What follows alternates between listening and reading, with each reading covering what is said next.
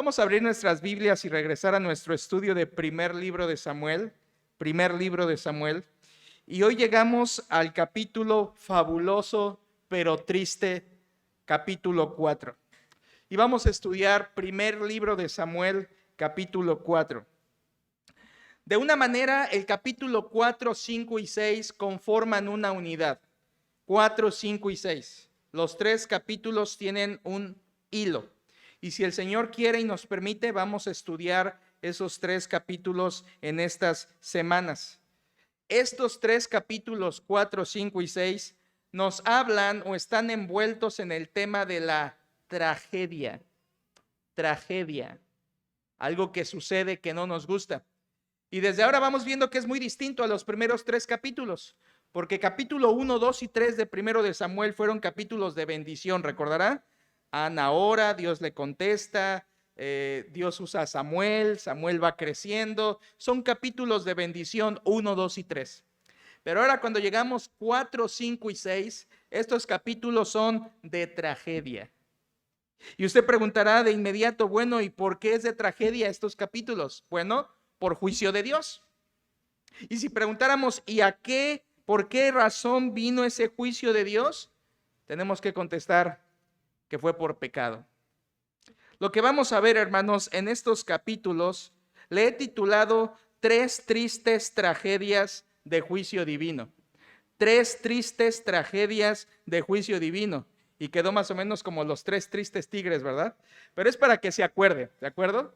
Es lo que tenemos en capítulo 4, 5 y 6. Tres tristes tragedias de juicio divino.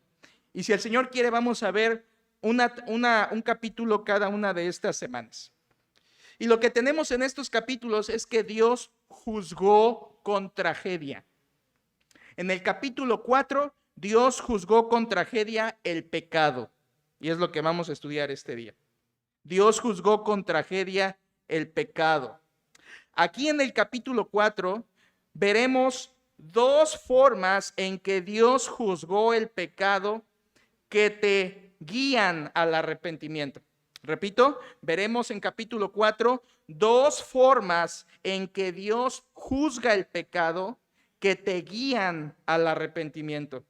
Y espero en el Señor que al terminar este estudio de hoy, el Señor nos guíe verdaderamente al arrepentimiento. ¿Cómo vamos a estudiar esto? En dos secciones. Primera sección, versículos 1 al 10, veremos cómo Dios juzgó a una nación con derrota. Dios juzgó a una nación con derrota y veremos cómo Dios juzgó a Israel con derrota. Y la segunda sección, versículos 11 al 22, veremos que Dios juzgó a una familia con muerte. Dios juzgó a una familia con muerte. Son nuestras dos secciones esta noche, hermanos. Dios juzgó a una nación con derrota, versículos 1 al 10, y Dios juzgó a una familia con muerte, versículos 11 al 22. Dios juzgó a una nación con derrota y a una familia con muerte. Entremos al primero. Número 1. Dios juzgó a una nación con derrota. Comencemos en el versículo 1, por favor.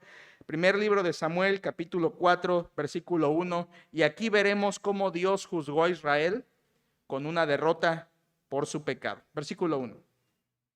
Y Samuel habló a todo Israel.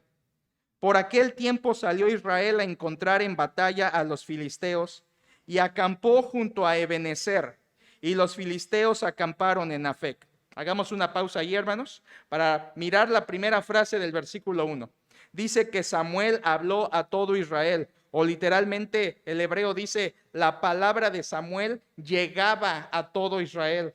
Esto nos recuerda los últimos versículos del capítulo 3, capítulo anterior, donde decía que desde Dan hasta Berseba, Samuel fue conocido como fiel profeta de Jehová y que no dejó caer a tierra ninguna de sus palabras. Es decir, hermanos, que Samuel fue fiel predicador de la palabra que Dios le daba. Palabra que Dios le daba, palabra que él predicaba. Y lo tenemos aquí en versículo 1. Samuel fue fiel y su palabra llegó y predicó como Dios le había mandado porque él fue fiel. Sin embargo, hermanos, además de eso, versículo 1, de hecho creo que esa frase debió haber quedado en el versículo 21 del capítulo 3, pero lo siguiente del versículo nos dice de una batalla. Miren por favor, dice, por aquel tiempo, versículo 1, salió Israel a encontrar en batalla a los filisteos. Aquí el versículo nos empieza a narrar una batalla, una guerra de tamaño mediano, podríamos decir. Recuerden que estamos en la temporada de los jueces. Cuando leemos primero de Samuel, el periodo histórico es de los jueces. Y usted sabe, hermano, que el periodo de los jueces fue un periodo de oscuridad y de tinieblas espirituales. Israel no andaba bien en los tiempos de los jueces. Y aquí tenemos que se nos narra una guerra que ellos tuvieron con los filisteos. Pero durante este periodo de los jueces, recordará que los filisteos ya tenían siempre continuamente de sometimiento a los israelitas. Ya los traían en la bolsa. Continuamente en el libro de los jueces, ¿te acuerdas que por eso varios jueces lucharon contra los filisteos? Como Sansón, por ejemplo, porque los filisteos estaban sobre Israel y ya los traían de encargo. Por ejemplo, en Jueces capítulo 13, 14, 15 y 16, vemos que los filisteos siempre estaban sobre, encima y batallando contra los israelitas. Así que era una guerra continua. Los filisteos siempre estaban ahí. Los filisteos siempre estaban atacando a los israelitas. Así que ya sabes, cuando veas a una persona problemática que siempre le gusta estar peleando, dile ya, no seas filisteo, no seas filistea, no tengas esa actitud filistea, siempre queriendo pelear, siempre queriendo hacer guerra. Es lo que tenemos aquí en versículo 1. Las ciudades que menciona ahí, hermanos, son ciudades fronterizas. Así que esta guerra que nos va a narrar aquí era una guerra que sucedió justo en la línea de frontera. Versículo 2 dice la escritura, primero de Samuel 4:2. Y los filisteos presentaron la batalla, esto es, tuvieron la iniciativa para comenzar la guerra a Israel. Y trabándose el combate, esto habla de la guerra misma, Israel fue vencido delante de los filisteos, los cuales hirieron en la batalla en el campo como a 4,000 hombres. Esto de que hirieron, hermanos, no quiere decir que nada más salieron raspados o con moretones, no, quiere decir los mataron. En esa batalla, los filisteos derrotaron a Israel y mataron a 4,000 hombres. Aquí tenemos la primera derrota de Israel en este capítulo.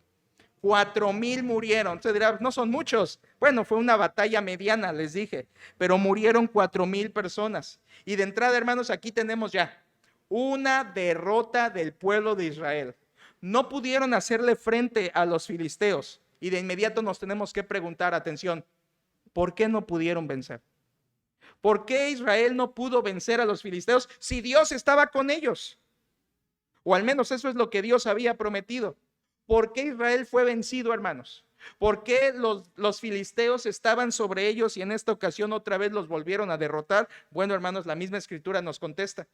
Por ejemplo, en Deuteronomio capítulo 28, versículos 15, nos dice que Dios les había dicho desde la ley que si ellos desobedecían a su palabra, entonces Dios no les iba a dar victoria en sus luchas.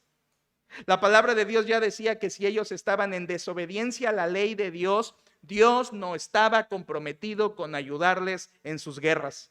Esto es lo que estaba pasando ahora. Israel estaba en desobediencia, va a la guerra y lo que se encuentra es derrota. Dios está juzgando a Israel, a su pueblo, con derrota. ¿Se acuerda usted? Por ejemplo, en el libro de Jueces capítulo 7, Josué capítulo 7, cuando el pecado de Acán hizo que Israel fuera derrotado también. Por lo mismo, por un pecado, Israel no pudo enfrentar a sus enemigos porque el pecado estaba interponiendo la ayuda de Dios. Asimismo, la Biblia dice en Jueces 2, en Levítico 26, 25, Dios les dijo, si estás en pecado, no podrás hacer frente a tus enemigos. En otras palabras, hermanos, lo que Dios les había dicho, si tú estás en pecado, pueblo de Israel, yo no te ayudo en tu guerra. Si tú estás en pecado, vas a la guerra, yo no voy contigo. No saldré contigo a tus batallas. Y fue lo que pasó aquí, hermanos. Israel estaba en pecado, por lo que veremos en el capítulo 7 del primer libro de Samuel. Ellos eran idólatras. Ellos querían adorar a Jehová y al mismo tiempo tenían ídolos. Entonces Israel estaba en pecado, en desobediencia. Salen a la guerra y se encuentran con derrota. Ellos no pudieron hacer frente a sus enemigos. ¿Por qué, hermanos? Porque había pecado en sus vidas. Porque había pecado en la nación. Porque tenían dioses ajenos. Hermanos, escuchen esto. Muchas veces tú y yo somos vencidos por la misma razón en nuestra vida. Somos vencidos porque tenemos pecado en nuestra vida que no estamos confesándole al Señor. Y somos muchas veces como el pueblo de Dios. Ellos tenían a Samuel que les predicaba la palabra de Dios, pero ni a él le hacían caso de la palabra de Dios y estaban en pecado. Hermanos, no desprecies la palabra de Dios. Si la palabra de Dios se te predica y te muestra tu pecado, no dejes tu pecado en tu vida. Confiésalo al Señor. Aquí está lo que pasa cuando no confiesas tu pecado. Dios juzga con derrota. Y fue lo que pasó con Israel. Dios los juzgó. Es por eso que no pudieron hacer frente a esta batalla, porque Dios no estaba con ellos. Es como dice el libro, la carta a los Hebreos, capítulo 12, versículo 1, despojémonos de todo peso y del pecado que nos asedia y corramos con paciencia la carrera que tenemos por delante. O como dice Romanos 6:12, no reine pues el pecado en vuestro cuerpo mortal. Hermanos, el pecado hace que seamos derrotados. ¿Escucharon eso? Aquí tenemos un ejemplo y lo vamos a ver otra vez repetido en los siguientes versículos. El pecado hace que tú seas derrotado en tu vida. Eso es lo que la Biblia está enseñando. Y si tú hoy estás aquí y estás como Israel, queriendo salir a las batallas y siempre pierdes, aquí tienes la razón de por qué. Dios juzga el pecado con derrota. Eso es lo que está pasando aquí. Pero hermanos, Israel estaba peor de lo que creen. Mucho peor. Vean el versículo 3, por favor. Primero de Samuel 4:3 dice, cuando volvió el pueblo al campamento después de la derrota, los ancianos de Israel, ojo con eso, dijeron, ¿por qué nos ha herido hoy Jehová delante de los filisteos? O sea, ellos están preguntando, fíjese quiénes eran los ancianos eran líderes de Israel, los ancianos que menciona ahí eran personas de renombre que junto con los sacerdotes constituían los gobernantes de la nación y los ancianos están diciendo, ¿por qué nos hirió Jehová? ¿Qué pasó? ¿Por qué Dios no nos ayudó? Fíjate qué cosas, ellos estaban en pecado y aún así preguntan, se atreven a preguntar, ¿por qué Dios no nos ayudó? ¿Por qué Dios nos ha herido? Y fíjense cómo ellos reconocen que era Dios el que les había derrotado. O dicho de otra manera, Dios había usado a los filisteos para que ellos fueran derrotados. Ellos reconocían que la derrota venía de Dios, pero eran, hermanos, igual de malvados como los sacerdotes que hemos visto, la familia de Elí. Ellos en primer lugar hacen una pregunta y en segundo lugar hacen una propuesta. Su pregunta es, versículo 3, ¿por qué nos ha herido hoy Jehová delante de los filisteos? ¿Por qué? Vean, hermanos, qué ciegos eran estos del pueblo de Israel. Qué ciegos. Estaban en su pecado y aún así se toman la osadía de preguntar, ¿por qué Dios no me ayuda? ¿Por qué Dios no me contesta mi oración? ¿No nos ha pasado muchas veces así, hermanos? Estamos en pecado y todavía tenemos la osadía de presentarnos ante Dios. Señor, ¿qué pasa? ¿Por qué no me ayudas? ¿Por qué no me contestas? Y ahí tenemos pecados ocultos que no confiesas, sigues diciendo mentiras en tu familia, mantienes cosas que no son correctas en tu corazón. Y ahí está el pecado que tú sabes. Y todavía somos tan atrevidos para preguntarle a Dios, ¿por qué me va mal, Señor? ¿Por qué no me ayudas? Es lo que hicieron estos líderes de Israel. Ellos eran ciegos, ellos creían que estaban bien cuando en realidad estaban muy mal. Ellos estaban ignorando la ley de Dios, lo que decía Génesis, Éxodo, Levítico. Ellos estaban ignorando lo que decía el predicador Samuel. Ellos eran ciegos. Hermanos, aquí hay una exhortación para nosotros, por favor. Estos ancianos evaluaron, ¿por qué Dios no nos ayudó? Escucha, esta es la aplicación para ti. Tú no evalúes mal en tu vida. Tú no digas, ¿por qué Dios no me está ayudando? No seas como ellos. No evalúes mal. Ellos ni siquiera clamaron a Dios, ni siquiera oraron. Ni siquiera se pusieron a pensar, ¿por qué el Señor realmente nos dio la derrota? ¿Qué está pasando en nuestras vidas? ¿Qué pecado estamos cometiendo? Ellos ni siquiera evaluaron eso. De hecho, hermanos, su propuesta fue de lo peor. Vean por favor ahí versículo 3 a la mitad, ¿cuál fue su propuesta? Después de la pregunta, ellos hacen una propuesta, versículo 3 a la mitad dice, traigamos a nosotros de Silo Silo era la ciudad donde estaba el tabernáculo. Traigamos a nosotros de Silo el arca del pacto de Jehová, para que viniendo entre nosotros nos salve de la mano de nuestros enemigos. Bueno, este era el colmo, ¿verdad, hermanos? Dice, ya perdimos en batalla, ¿qué vamos a hacer? ¿Nos vamos a arrepentir? No, ¿qué vamos a hacer? Pues traigamos el arca de Dios al campo de batalla y eso va a hacer que ahora sí Dios nos ayude.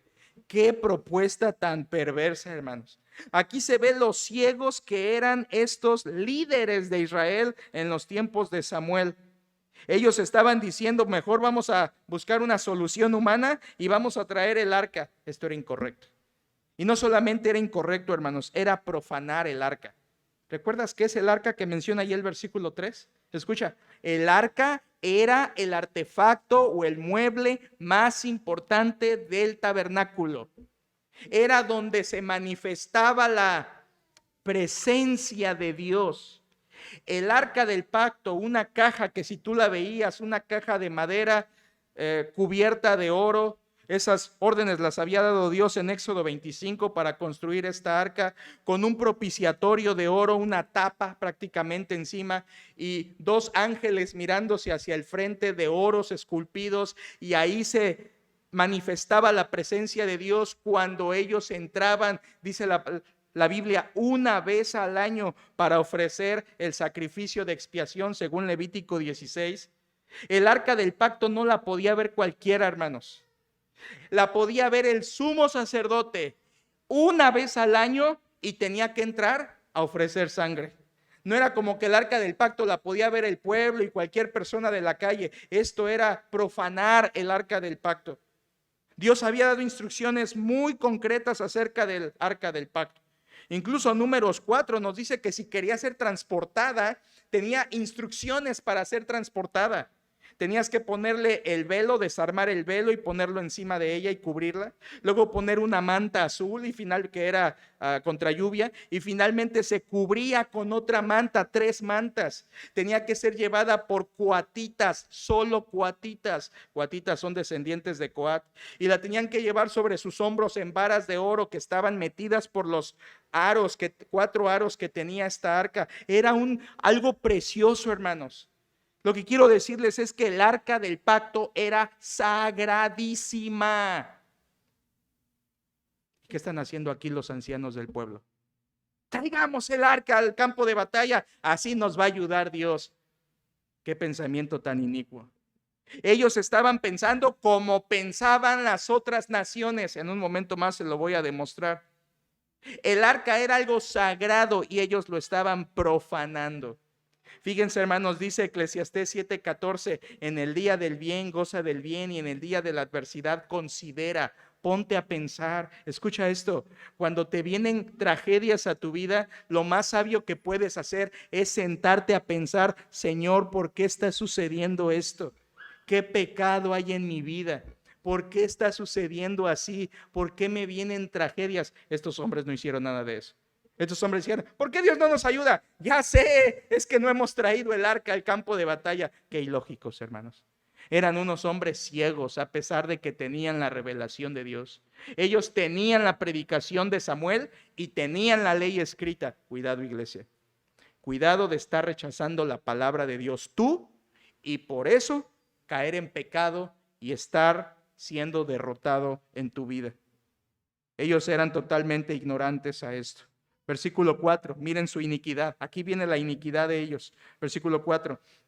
Y envió el pueblo a Silo y trajeron de allá el arca del pacto de Jehová de los ejércitos. Vean, hermanos, cómo el Espíritu Santo le da un renombre a esta arca. No solo le llama el arca, versículo 4, le llama el arca del pacto de Jehová de los ejércitos. Para que el Espíritu Santo nos enfatice cuán sagradísima era esa arca. Dice el versículo 4 además, que mora entre los querubines y los 2 hijos de Elí, ¿se acuerdan de ellos? Ofni y Finés, estaban allí con el arca del pacto de Dios. Entonces los del pueblo de Israel, dirigidos por los ancianos, le dicen: Dios no nos está ayudando. No, en vez de arrepentirnos, vamos a traer el arca y van a ver que así sí nos va a ayudar. Y entonces mandan por el arca, que ahí la palabra de Dios nos muestra cuán sagradísima era, y dice que Ofni y Finés se prestaron para esto. Obviamente, se acuerdan, en el capítulo 2 vimos que ellos eran unos hijos de Belial. Estos Ofni y Finés, que eran sacerdotes, hijos del sumo sacerdote, eran personas de mucha influencia espiritual, eran unos perversos. Literalmente el capítulo 2 dice que eran unos hijos de Belial, ¿se acuerda? Robaban de las ofrendas y todavía eran tan desfachatados que estaban cometiendo fornicación, acostándose con las mujeres que velaban al templo. Eran unos hombres perversos, eran unos inicuos, eran unos hijos del diablo. Y aquí están llevando el arca. Ellos no la tenían que llevar. Ellos no podían hacer eso. No tenían esa autoridad. Y ustedes preguntarán: ¿y a poco Elí les dio permiso? Creo que no les dio permiso. Más adelante vamos a ver que no les dio permiso. Pero ellos, en su rebeldía, en su necedad, sacaron el arca. Yo también me preguntaba mientras estudiaba: bueno, ¿y qué Samuel estaba pintado? Yo creo que Samuel estuvo ahí, hermanos. Y yo creo que Samuel les dijo que era incorrecto. Pero yo creo que ellos lo hicieron a pesar de que Samuel les dijo. ¿Saben por qué? Porque en el capítulo 8 vamos a ver exactamente lo mismo. Ellos le piden rey, Samuel les dice no, pero ellos se imponen y hacen su voluntad. Creo que lo mismo pasó aquí. Tenemos la iniquidad de este pueblo que lleva el arca, y los hijos de Elí se prestan para esta perversión y esta profanación. Versículo 5, hermanos, vean qué ignorantes eran. Versículo 5, vean su ignorancia. Primero de Samuel 4:5, no lo pierdan. Aconteció que cuando el arca del pacto de Jehová llegó al campamento, todo Israel gritó con tan gran júbilo que la tierra tembló. Aquí vemos la gran ignorancia del pueblo. Llega el arca del pacto, hermanos, que nadie podía verla, que era un mueble sagradísimo, que era especial, un regalo de Dios para ellos, donde pudieran ofrecer su ofrenda de expiación. Y llega, y escuchen, en vez de que se asusten, les da alegría. Así de inicuos eran. Debieron haberse llenado de miedo. ¡Ay, el arca, vamos a morir! Porque Dios podía hacer eso. Dios podía matarlos en un momento por haber sacado el arca de su lugar. Recuerde, Dios podía juzgar de esa manera, así. Y en vez de que ellos se tomaran el tiempo para correr y huir, por ese, como en Éxodo capítulo 20, cuando Dios está hablando con ellos y ellos le dicen: Moisés, ya no hable Dios con nosotros porque vamos a morir, habla tú. Así debieron actuar aquí. Pero no, vean qué ciegos, qué ignorantes eran. En vez de que les dé miedo que el arca vino, les da alegría, les da júbilo. Qué torpeza espiritual. Hermanos, ¿cómo no los va a juzgar Dios con derrota? Aquí, esto no va a terminar más que en tragedia. Versículo 6, mire, versículo 6 al 8, leo. Lo que sigue es la reacción. Versículo 6. Cuando los filisteos oyeron la voz de júbilo, dijeron: ¿qué voz de gran júbilo es esta en el campamento de los hebreos? Y supieron que el arca de Jehová había sido traída al campamento. O sea, los filisteos se enteraron que el arca llegó. Y vean lo que pasa, la reacción de ellos, de los filisteos, versículo 7.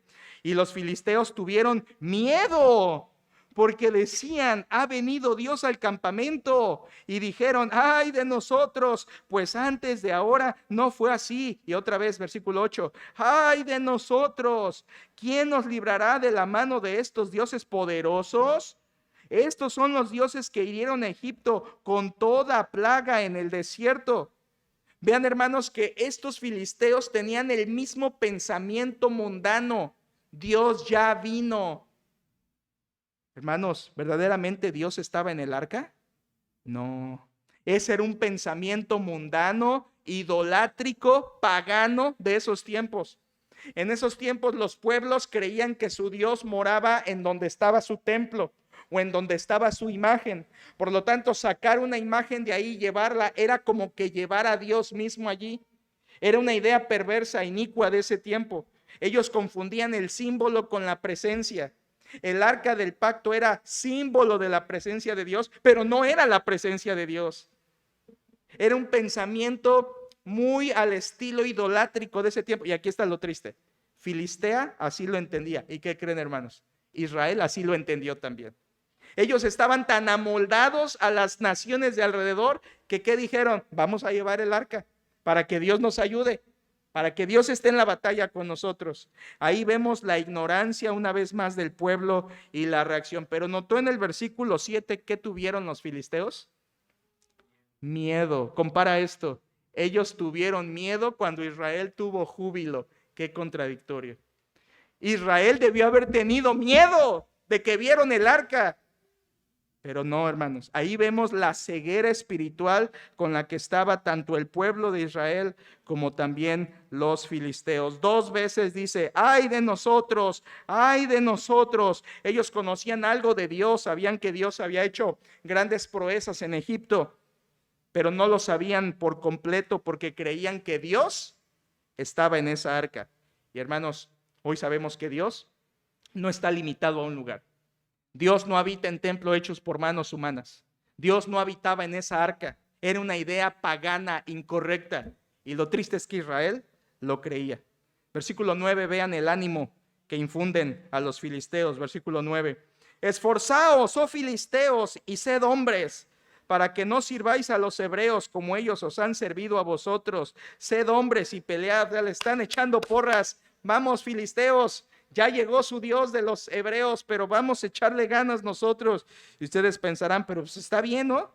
Primero a los Corintios 16:13 dice, velad, estad firmes en la fe, portaos varonilmente y esforzaos. Sí, hermanos, pero aquí están confiando no en Dios, sino están confiando los filisteos en ellos mismos. Esforzaos, filisteos, era una fuerza humana. Ellos, por supuesto, no estaban, ni siquiera entendían a Dios, ni mucho menos estaban confiando en Dios. Esto es como Proverbios 21:31 nos dice, el caballo se alista para el día de la batalla, mas Jehová es el que da la victoria. ¿Sabes quién da la victoria en nuestra vida? Es Dios. Es Dios. Siempre es Dios. Nunca eres tú. Nunca es tu capacidad. Nunca es que como fui a la iglesia, Dios me dio victoria. Ahorita vamos a entrar a eso. Es que como hice esto, Dios me dio la victoria. No, hermano, no es así. ¿Ya te fijaste cómo estaban usando el arca los de Israel y cómo pensaban los de Filistea? Ellos pensaban en el arca, escucha, como si fuera un amuleto. ¿Entiendes lo que es eso? ¿Has visto a personas que cargan su pata de conejo y que usan ajo y que hacen ciertas cosas? La superstición. Superstición es voy a hacer ciertas cosas para protegerme o para hacer que suceda algo que yo quiero. Esa es la superstición. Esto que está pasando en este capítulo, hermanos, es superstición. Y eso no viene de Dios. Los israelitas creían que el arca iba a ser su amuleto que les iba a dar la victoria. Y luego los filisteos creen que porque vino el amuleto ya van a tener más fuerza los hebreos. Esto era una perversión vergonzosa. Dios no es así, hermano. Dios no actúa así. Pero escucha esto, y esto es para nosotros. Por favor, te pido, no actúes usando amuletos cristianos. Porque eso sigue pasando, ¿eh? Lo mencionaba hace un momento. Ya fui a la iglesia el domingo, entonces Dios me va a bendecir toda la semana. A ver, momento.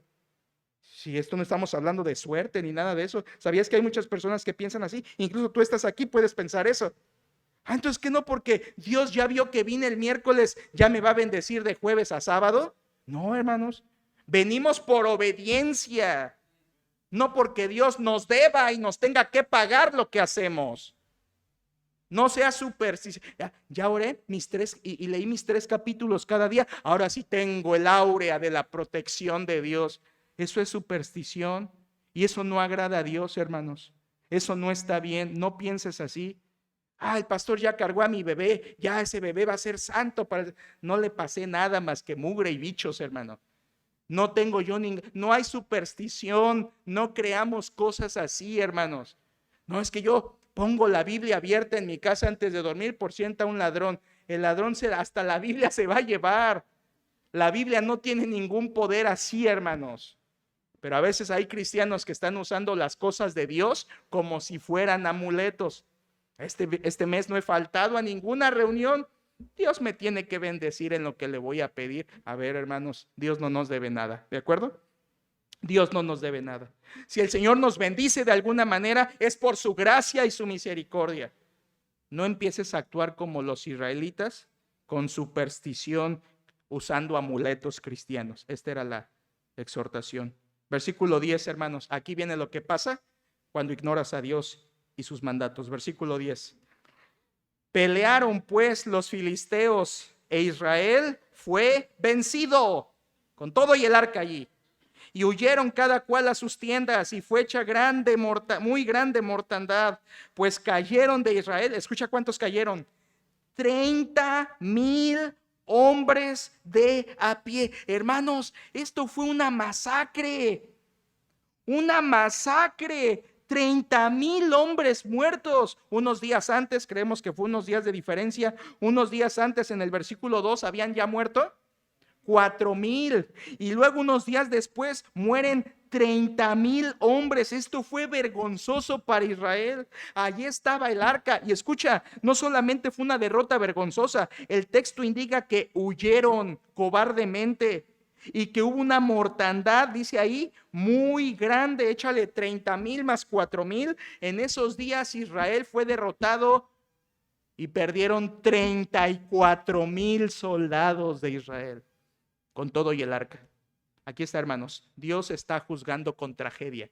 Y tú dirás, ay, qué malo es el Señor. ¿Por qué no les echó la mano? ¿Qué le costaba a Diosito echarles un poquito, un empujón para que vencieran a los filisteos? ¿Qué le costaba a Dios? Hermano, es lo que te estoy predicando. Dios no es así. Dios no te va a ayudar, no te va a bendecir, porque no puede si ve pecado en tu vida. No puede, no lo va a hacer.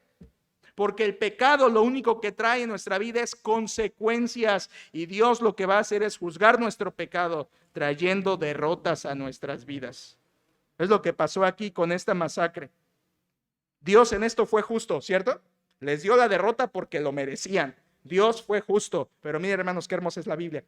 Dios, al mismo tiempo que fue justo, Dios también fue misericordioso. Y tú dirás, ¿cómo misericordioso si murieron 34,000 y perdieron la guerra? ¿Dónde está la misericordia? Escucha, por haber sacado el arca, ¿merecían morir?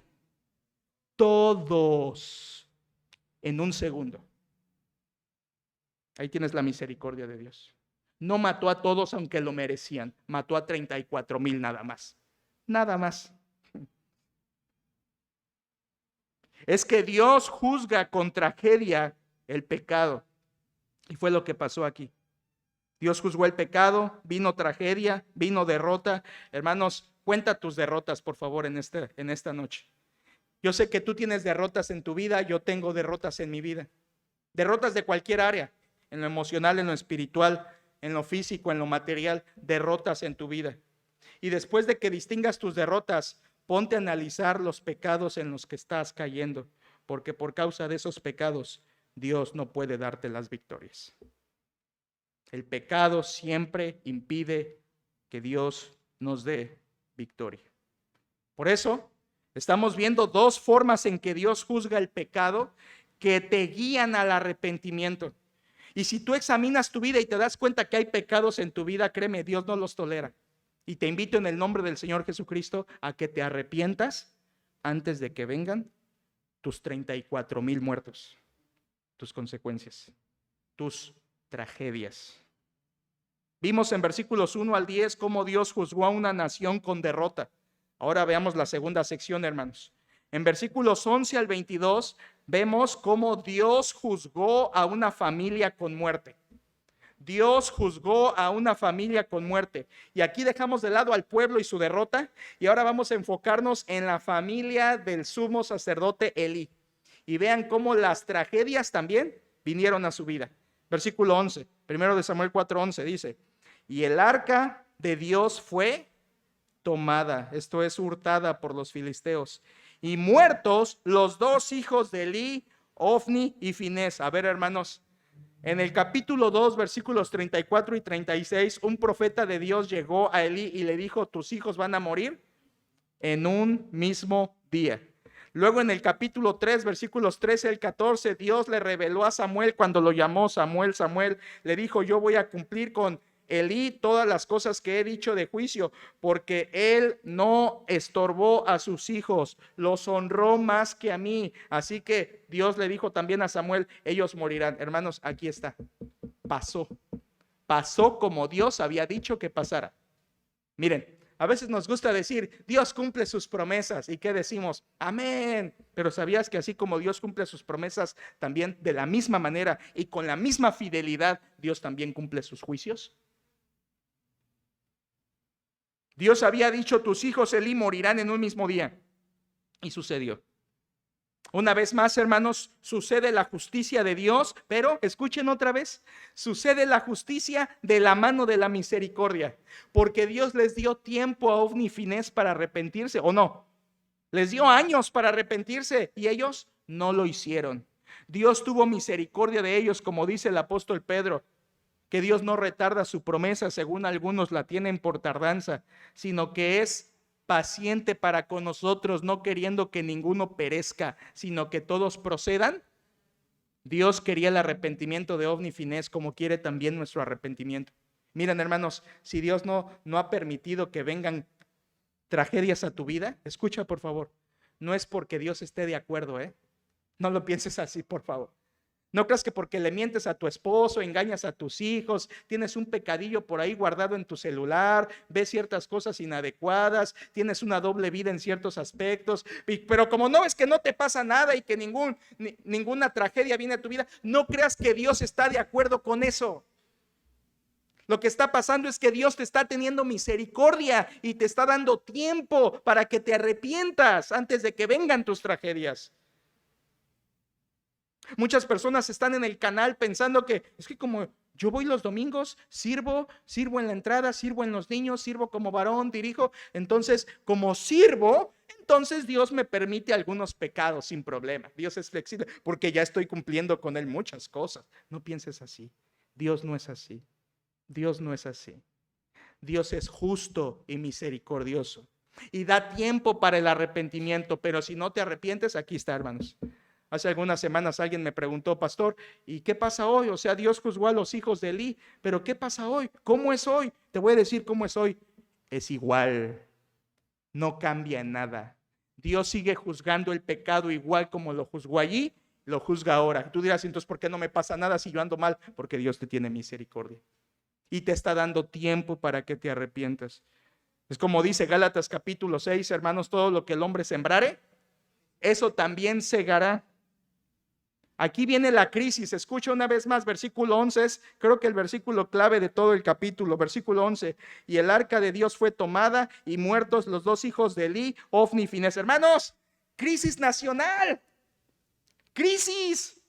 34,000 soldados muertos, los sacerdotes muertos, el arca tomada. Esto es crisis nacional, hermanos. Nunca había pasado en Israel que el arca fuera tomada por otro pueblo. Nunca. Nunca había sucedido que les robaran el artefacto más precioso y santísimo del tabernáculo. Nunca. De hecho, las únicas otras 2 ocasiones que volvió a pasar en el futuro fue por la misma razón, por juicio a Israel. Porque Dios estaba juzgando a su pueblo con este tipo de tragedias. Un mensajero lleva la noticia. Versículo 12. Primero de Samuel 4:12 dice: y corriendo de la batalla un hombre de Benjamín llegó el mismo día a Silo, donde estaba Elí, roto sus vestidos y tierra sobre su cabeza. ¿Qué pasó, hermano? ¿Se había revolcado? ¿Lo había mordido un perro? ¿Por qué iba así? No, ¿verdad? La manera en que iba con su ropa rasgada y todo lleno de tierra era una manera de expresar profundo duelo. No es que él había estado en la batalla y lo habían revolcado, es que él mismo había roto sus ropas y había echado polvo sobre sí, porque esa era una manera de manifestar un profundo duelo y tristeza. Este hombre mensajero de Benjamín tuvo que correr unos 30 kilómetros, que era la distancia de la batalla hasta Silo. 30 kilómetros, que Iron Man y que nada, ¿verdad? Este mensajero tuvo que correr 30 kilómetros para llegar a avisar. Y miren, hermanos, en Silo había alguien muy, pero muy preocupado. Versículo 13 dice: y cuando llegó el mensajero, he aquí que Elí estaba sentado en una silla vigilando junto al camino, porque su corazón estaba temblando, esto es, preocupado, por causa de sus hijos. No, ¿verdad? ¿De qué? Del arca de Dios. Llegado pues aquel hombre a la ciudad y dadas las nuevas, toda la ciudad gritó. Versículo 14, escuchen. Cuando Elí oyó el estruendo de la gritería, dijo: ¿qué estruendo de alboroto es este? Y aquel hombre vino a prisa y dio las nuevas a Elí. Pausa ahí, hermanos. Elí estaba bien preocupado, no por sus hijos, porque ya sabía lo que le esperaba a ellos. Dios ya se lo había dicho 2 veces. Él estaba preocupado por el arca. Eso nos dice que Elí no les había dado permiso, no lo había permitido. Pero los necios hijos Ofni y Finés, ¿te acuerdas que significa renacuajo y africano? Estos 2 hijos rebeldes se pusieron necios y fueron y se llevaron el arca. La Biblia dice que Elí estaba muy preocupado, sentado. Tú dirás, qué preocupados, ahí sentadote. No, hermanos, recuerden que Elí ya era muy viejo, lo vamos a ver ahorita, tenía 98 años y además ya no podía ver. Él ya estaba prácticamente ciego, así que estaba sentado ahí y no podía ver lo que estaba pasando. Por eso él lo único que hizo fue oír el estruendo que estaba escuchando por la noticia que el informe estaba dando, el del informe. Él básicamente, hermanos, va a decir 3 cosas. Mire, versículo 16. Dijo pues aquel hombre a Elí. Aquí viene, me brinqué el 15, perdón, versículo 15. Era ya Elí de edad de 98 años y sus ojos se habían oscurecido, de modo que no podía ver. Es lo que les dije, ya era prácticamente ciego, hora de colgar la túnica, ya no debía estar ministrando. Versículo 16, ¿qué dijo el mensajero? Dijo pues aquel hombre a Elí: yo vengo de la batalla, he escapado hoy del combate. Y Elí le dijo: ¿qué ha acontecido, hijo mío? Su preocupación. Versículo 17. Y el mensajero respondió diciendo: Israel huyó delante de los filisteos, y también fue hecha gran mortandad en el pueblo, y también tus 2 hijos Ofni y Finés fueron muertos, y el arca de Dios fue tomada. Nos detenemos ahí, hermanos. El informe de este hombre dijo al menos 3 cosas. Número 1, Israel huyó. Número 2, hubo mortandad, incluyendo Ofni y Finés, tus hijos. Y número 3, capturaron el arca. Vaya noticias, ¿verdad? Vaya noticia de este mensajero a Elí. El pueblo huyó, el pueblo murió y el arca fue capturada. Hermanos, otra vez, crisis nacional. No tienes idea porque no eres hebreo, pero lo que está sucediendo allí no tiene paralelo. Era una crisis profunda.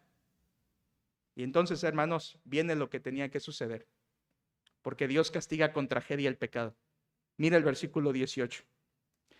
Y aconteció que cuando él, esto es el mensajero, hizo mención del arca de Dios, Elí cayó hacia atrás de la silla al lado de la puerta y se desnucó y murió, porque era hombre viejo y pesado y había juzgado a Israel 40 años.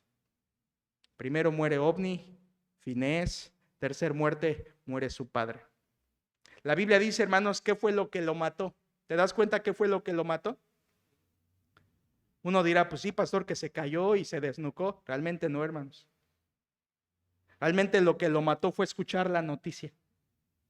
No sabemos si quizá le dio un paro cardíaco, una impresión muy fuerte, algo que le hizo echar su cuerpo hacia atrás de manera abrupta y rápida, que hizo que su silla se rompiera o cayera, y esto le llevó a desnucarse. El versículo dice que además era muy pesado. Recuerdan que en el capítulo 2 vimos que él se comía, o mejor dicho, se tragaba la grasa que no le tocaba a él junto con sus hijos. ¿Se acuerda? Grasa de los sacrificios. Él estaba gordo y esa gordura no era natural. Esa gordura era porque estaba comiendo lo que no debía comer. Hermanos, véanlo, lo mataron las consecuencias de su pecado. Lo mató oír las noticias de la captura del arca. Lo mató su gordura por estar comiendo cosas que no debió. A Elí lo mataron las consecuencias de su pecado. Fue lo que lo mató. Su propio pecado lo mató. Entonces Dios cumplió su palabra: tus hijos morirán en un solo día. Y él no sabía que iba a morir, pero muere. Dios así lo hace como justicia de Dios, y entonces se cumple lo que Dios había dicho en el capítulo 3. La línea de Elí será eliminada del sacerdocio. Ninguno de tus descendientes será sacerdote ya. Y así fue, hermanos. La línea de Elí como sacerdote y juez fue quitada. Hermanos, Dios está juzgando a una familia con tragedia, la familia de Elí. Y quiero recordarte una vez más qué pasaba. Por favor, entiende esto. ¡Ay, qué mala onda Dios con Elí, con sus hijos! ¿Qué de malo tenías? Nada más cargaron el arca. ¿Qué tan grave es? ¿Qué tan grave es que se tragaba la grasita ese hombre? ¡Ay, Dios exagerado! Escucha una vez más, hermanos. Elí había permitido y cobijado el pecado de sus hijos. Sus hijos eran ladrones y por su causa hacían blasfemar al pueblo de Dios por las ofrendas. Esos hijitos, que eran además de hijos de Elí, eran hijos del diablo, se acostaban con las mujeres en el tabernáculo de reunión fornicando. Uno de ellos, al menos sabemos, Finés tenía esposa, así que además de fornicario era adúltero. Eran unas fichitas. Y su papá lo sabía y lo permitió, no lo frenó. Capítulo 3, ¿te acuerdas? No los ha estorbado. Capítulo 2, has honrado a tus hijos más que a mí. Hermanos, aquí está tus pecados. Llega el momento en que se convierte en una bola de nieve que avanza, hasta que en su tamaño gigante te aplastan. Y fue lo que le pasó a Elí. Su pecado lo alcanzó, como dice el libro de Números. Las consecuencias de su pecado lo mataron. Dios está juzgando a una familia con tragedia. Muere Ofni, muere Finés, muere Elí y falta un cuarto, hermanos, que va a morir. Versículo 19 y 20. Dice la Biblia, 19. Y su nuera, la mujer de Finés, ven, tenía esposa Finés, nuera de Elí, que estaba encinta, esto es embarazada, cercana al alumbramiento, oyendo el rumor que el arca de Dios había sido tomada. Y muertos su suegro y su marido, se inclinó y dio a luz, porque le sobrevinieron sus dolores de repente.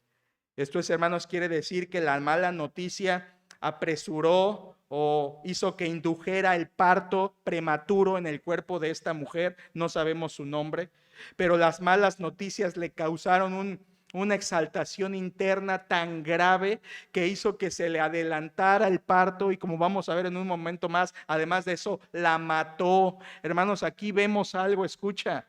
Una cosa es recibir malas noticias en Dios, otra cosa es recibir malas noticias lejos de Dios. La palabra del Señor dice en el libro de los Salmos que, mas el que me oyere, habitará confiadamente y vivirá tranquilo sin temor del mal. El que teme a Dios, hermanos, no le tiene miedo a las malas noticias. Aquí tenemos a hombres perversos, lejos de Dios, que estaban tronándose los dedos y mordiéndose las uñas, nerviosos, preocupados como Elí, o a esta mujer que del impacto tuvo que dar a luz de manera abrupta, todo por su pecado.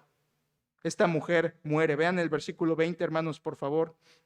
Versículo 20. Y al tiempo que moría, le decían las que estaban junto a ella: no tengas temor, porque has dado a luz un hijo. Mas ella no respondió, o del hebreo, no les hizo caso, ni se dio por entendida. Aquí tenemos a esta mujer, da a luz, viene la tragedia, y miren cómo le ponen su último aliento. Últimas palabras de esta mujer, versículo 21, perdón. Y llamó al niño Icabod, vaya nombrecito. ¿Qué significa, hermanos? Diciendo: traspasada es la gloria de Israel. Icabod significa sin gloria, sin gloria. Esta mujer, en el último aliento de vida, cuando da a luz, dice: este niño se va a llamar sin gloria, Icabod. Vean, hermanos, qué perversa era esta familia, que hasta esta mujer, esposa de Finés, creía que Dios estaba en el arca, y como perdieron el arca, se quedaron sin Dios. Eran una familia tan desviada de la ley, era una familia tan apartada del camino del Señor, que hasta esta mujer al morir le pone a su hijo sin gloria. Dios nos ha dejado prácticamente. Escucha, hermano, que estás aquí. El hecho de que te vengan tragedias no significa que Dios ya no está. No. El hecho de que vengan tragedias significa que tú habías pecado y no te arrepentiste, pero Dios está ahí, esperando que te arrepientas, cercano a que te arrepientas. Isaías 55, Él está esperando que tú vengas y te arrepientas delante de Él. Buscad a Jehová mientras puede ser hallado, llamadle en tanto que está cercano. Deje el impío su camino y el hombre inicuo sus pensamientos, y vuelvas a Jehová. Esta mujer dijo: Dios ya se fue, nos ha dejado. Aquí tienes la tragedia familiar.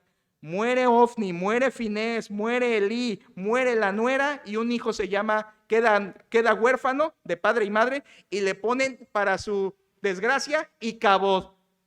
¿Te imaginas? Iba a crecer. Oye, Icabod, ven para acá. Icabodcito, ven. Y cada vez que lo mencionaban, recordaban que Dios los había juzgado.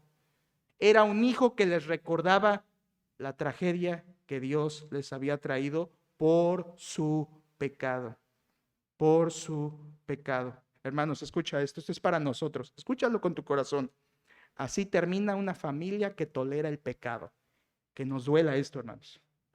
Así termina una familia que tolera el pecado, con las consecuencias aplastándolos. Así acaba. Así acaba una familia que cobija la maldad, que ignora a Dios, que ignora al predicador de la palabra de Dios. Así termina como ellos, porque eso es lo que ellos hicieron. Por eso, si Dios te está mostrando que te arrepientas en algo, hazlo antes de que vengan tus tragedias como vinieron a ellos. Último versículo, versículo 22. Dijo pues, traspasada es la gloria de Israel, porque ha sido tomada el arca de Jehová.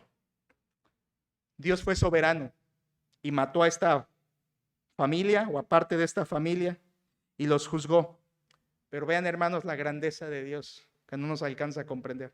Al mismo tiempo que Dios mira, al mismo tiempo que Dios estaba juzgando a esta familia, al mismo tiempo Dios estaba cumpliendo su voluntad, porque estaba sustituyendo a ese hombre perverso, Elí y sus hijos, para poner en su lugar a un sacerdote y profeta fiel. ¿Quién era?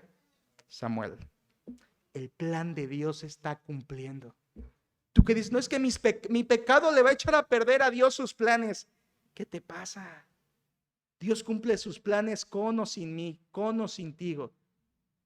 Lo que Dios hizo aquí, hermanos, es juzgó a unos y cumplió su voluntad con otros. Qué grande es Dios, qué grande es Dios, qué grande es nuestro Dios.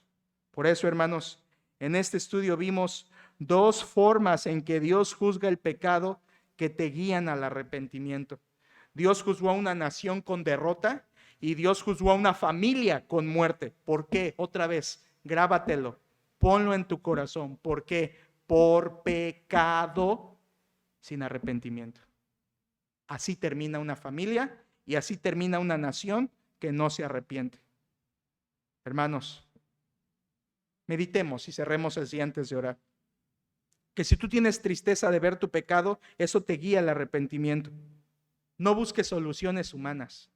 No busques soluciones humanas como Israel. Confiesa tu pecado, apártate y pide misericordia del Señor. No uses a Dios de amuleto. Ya vengo a la iglesia, Dios me va a bendecir. No uses a Dios de amuleto. Anda en una vida recta. Santifica tu corazón. Apártate del mal. Haz lo que Elí no hizo. Cortar con el pecado. Por eso es tan potente y tan importante Mateo capítulo 5. Si tu pie o tu ojo, o tu mano te es ocasión de caer, córtalo y échalo de ti. El pecado se corta, no se juega. Porque esto es lo que pasa cuando lo dejas. Tragedia. Hermanos, que Dios nos ayude y nos guíe al arrepentimiento. Y que Dios nos muestre los pecados en los que tenemos que arrepentirnos antes de que vengan las tragedias. Si tú eres una persona incrédula, incrédulo quiere decir que no te has entregado a Jesucristo, escucha, te vendrán tragedias por tu pecado. Y esa tragedia se llama condenación eterna, en el infierno eternamente. Pero hay forma de librarse de eso gracias a Jesucristo.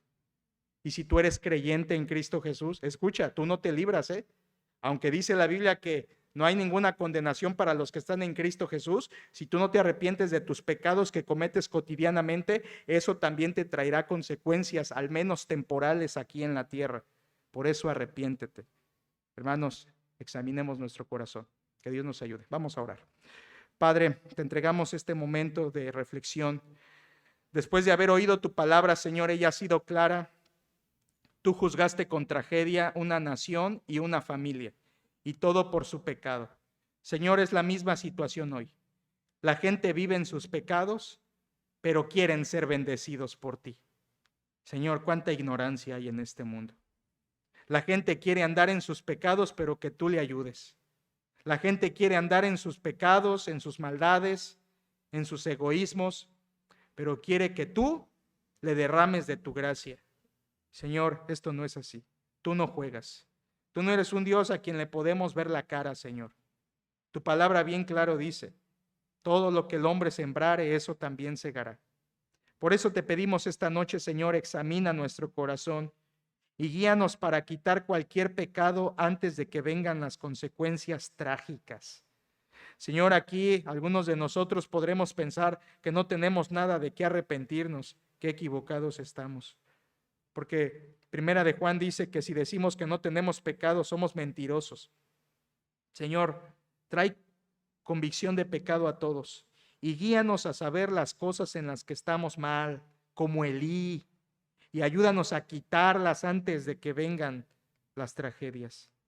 Padre, ayúdanos a ser guiados al arrepentimiento con este capítulo y permite que nuestra vida te busque más. Y Señor, que no tenga que venir el día en que nuestros Finés y Ofni mueran, que nuestra silla se rompa y nos desnuquemos, y cualquier consecuencia que nos pueda venir conforme a tu voluntad, Señor, que no tenga que venir, porque sí oímos tu palabra y la queremos seguir. Te pedimos estas cosas, nuestro buen Dios, orando en el nombre de tu Hijo Jesucristo.